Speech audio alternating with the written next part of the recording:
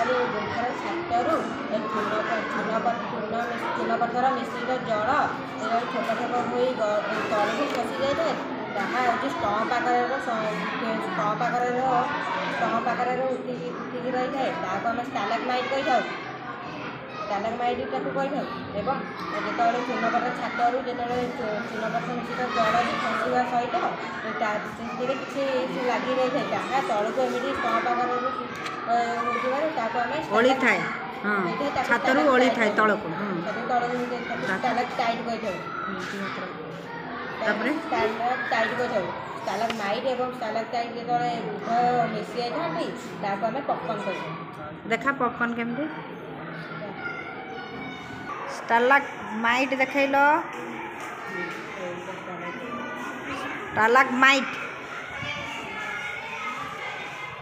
Stalactite.